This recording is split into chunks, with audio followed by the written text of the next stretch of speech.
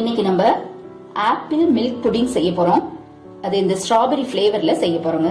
அதுக்கு என்ன தேவை அப்படின்னா, நான் ஒரு ஆப்பிள் எடுத்திருக்கேன், அப்புறம் ஸ்ட்ராபெரி ஃபிளேவர் எடுத்து வச்சிருக்கேன், ஒரு 3 ஸ்பூன் எடுத்திருக்கேன், கார்ன்ஃபிளவர் ஒரு பவுல் எடுத்திருக்கேன், அப்புறம் மில்க் ஒரு 3 கிளாஸஸ் எடுத்திருக்கேன், அப்புறம் சுகர் சர்க்கரை ஒரு 3/4 கப் எடுத்துக்கோங்க, அப்புறம் மில்க் பவுடர் ஒரு 3 ஸ்பூன் எடுத்திருக்கேன். இவ்வளவுதாங்க தேவை. ஃபர்ஸ்ட் இந்த ஆப்பிள நீங்க கட் பண்ணி அந்த தோலெல்லாம் எடுத்துட்டு அதை நீங்க நல்லா மிக்சியில அரைச்சு வச்சுக்கணும். இந்த மாதிரி நான் நல்லா அரைச்சு வச்சுக்கிட்டேன். இப்ப நம்ம எப்படி செய்யறது அப்படிங்கறத நம்ம இப்ப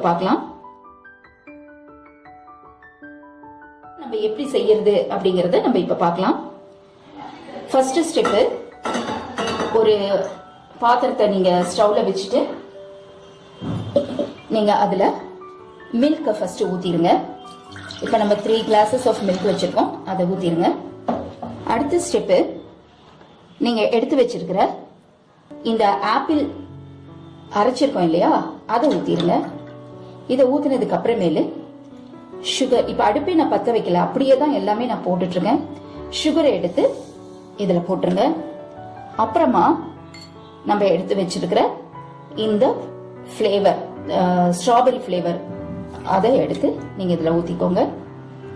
அப்புறமேலு இதெல்லாம் போட்டதுக்கு அப்புறம் மில்க் பவுடர் 3 ஸ்பூன் போட்டிருக்கேன், அதையும் போடுங்க. இது ரொம்ப ஈஸியா நீங்க செய்யலாம், குழந்தைகளுக்கு ரொம்ப பிடிக்கும், நீங்க இதை செஞ்சு கொடுக்கலாம். 3 ஸ்பூன் மில்க் பவுடர். இப்ப இது எல்லாத்தையுமே நீங்க நல்லா மிக்ஸ் பண்ணிக்கோங்க. உங்களுக்கு ஃபிளேவர் இன்னும் கொஞ்சம், நீங்க கடையில ஸ்ட்ராபெரி ஃபிளேவர்னு கேட்டீங்கன்னாவே கொடுப்பாங்க, உங்களுக்கு கிடைக்கும். அவ்வளவுதான். இந்த மாதிரி மிக்ஸ் பண்ணதுக்கு அப்புறமேலு இப்பயுமே நான் ஸ்டவ் ஆன் பண்ணல.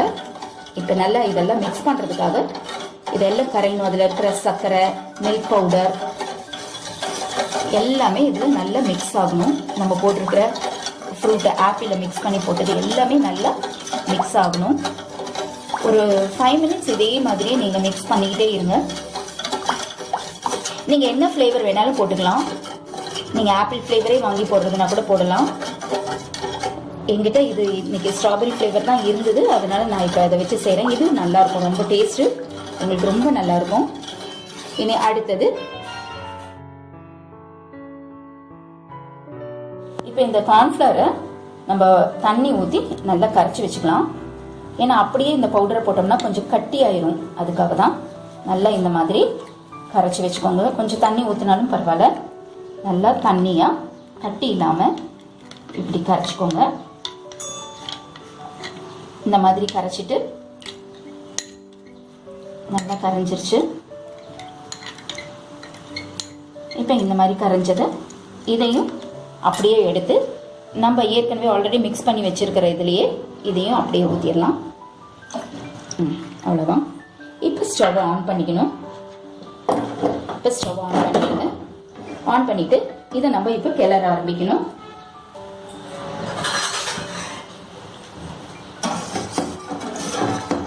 இந்த மாதிரி நல்லா கிளறணும்.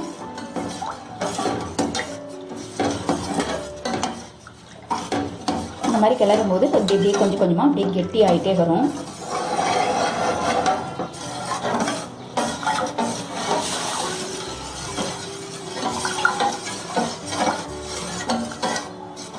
ஒரு 15 மினிட்ஸ் நீங்கள் இந்த மாதிரி பண்ணிகிட்டே இருந்தீங்க அப்படின்னா அந்த பால் நல்லா கொதிச்சு அதுக்கப்புறமேல தான் அது நல்லா கெட்டியாக ஆரம்பிக்கும். பாருங்க, இப்போ நல்லா கெட்டியாக வருது பாருங்க. நான் இப்போ லோ ஃப்ளேமில் வச்சுருக்கேன். பால் கொதிச்சதுக்கு அப்புறமேல அதை லோ ஃப்ளேமில் வச்சுருங்க. நல்லா இதே மாதிரியே நம்ம கலக்கிட்டே இருக்கணும். நான் ஒரு பவுல் கார்ன்ஃப்ளவர் போட்டிருக்கேன், அப்புறம் ஒரு ஆப்பிள் போட்டிருக்கேன். இதுக்கு நமக்கு ஒரு 3 கப்ஸ் ஆஃப் புடிங் நமக்கு வரும்.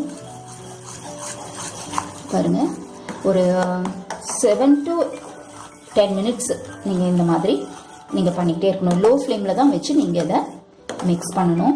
இல்லை அப்படின்னா பாருங்கள், ஒரு கட்டி எதுவுமே இல்லை. பாருங்கள், உங்களுக்கு அப்படியே டிரான்ஸ்பரன்சி தெரியணும், உங்களுக்கு டிரான்ஸ்பரண்ட்டாக இருக்கணும். நல்லா பார்த்தீங்கன்னாவே உங்களுக்கு அந்த இது தெரியும், நல்லா வந்திருக்கு அப்படின்னு. அவ்வளோதாங்க. இப்போ நம்ம இதை எடுத்து எந்த ஷேப்புக்கு வேணுமோ அந்த ஷேப்புக்கு நம்ம அதை ட்ரான்ஸ்ஃபர் பண்ணிட்டு ரெஃப்ரிஜரேட் பண்ணுறதுனாலும் பண்ணலாம். இல்லை நீங்கள் அதை வெளியே ரூம் டெம்பரேச்சரில் வச்சுட்டு ஒரு 5 hours கழிச்சுட்டு அதை நீங்கள் சர்வ் பண்ணலாம். இப்போ இது நான் ரெடி ஆயிடுச்சு. இப்போ நான் இதை இறக்கிட போகிறேன். இது கொஞ்சம் லைட்டாக ஆறுனதுக்கு அப்புறமேலு நீங்கள் எந்த மோல்டில் ஊற்றணுமோ அந்த மோல்டில் ஊற்றி நீங்கள் அதை ரெஃப்ரிஜரேட் பண்ணலாம். இல்லைன்னா வெளியவே வைக்கிறனாலும் வெளியே வைக்கலாம். நான் இன்னைக்கு ரெஃப்ரிஜரேட் பண்ணல, வெளியே தான் நான் வைக்க போகிறேன். பாருங்க எவ்வளோ அழகாக வரப்போகுதுன்னு.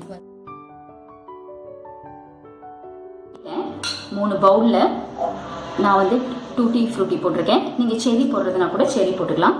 போட்டுட்டு இப்போ நான் இதை எடுத்து ஒவ்வொன்றிலையும் நான் ஃபுல் பவுல் அப்படியே ஊற்ற போகிறேன்.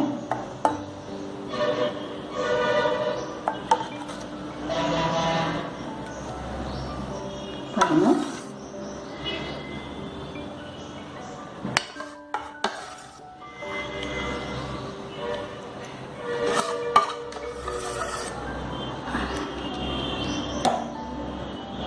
அவ்வளோதாங்க. இந்த செட்டப் அப்படியே நீங்கள் அப்படியே ரூம் டெம்பரேச்சர்லேயே அப்படியே நீங்கள் வச்சிடலாம். அதுவே உங்களுக்கு நல்ல செட் ஆயிரும். ஒரு 5 hours கழிச்சு பார்த்தீங்க அப்படின்னா நல்ல செட் ஆயிரும். ஓகே,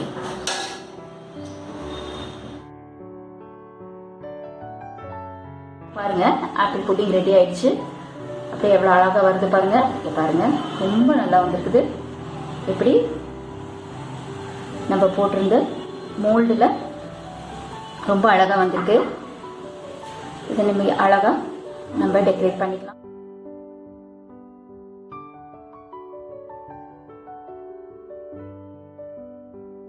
பாருங்க எவ்வளோ நல்லா வந்திருக்குன்னு. நல்லா நம்ம அப்படியே ஸ்லைஸ் பண்ணி அப்படியே சாப்பிடலாம். குழந்தைகளுக்கு ரொம்ப பிடிக்கும். நீங்கள் இதை செஞ்சு கொடுங்க. இந்த மாதிரி ஒரு புட்டிங் நீங்கள் குழந்தைகளுக்கு செஞ்சு கொடுத்தீங்க அப்படின்னா அவங்க வேணான்னு சொல்லாமல் நல்லா சாப்பிடுவாங்க. எங்கள் சேனலுக்கு நீங்கள் சப்ஸ்கிரைப் பண்ணுங்கள், ஷேர் பண்ணுங்கள், லைக் பண்ணுங்கள். தேங்க்யூங்க.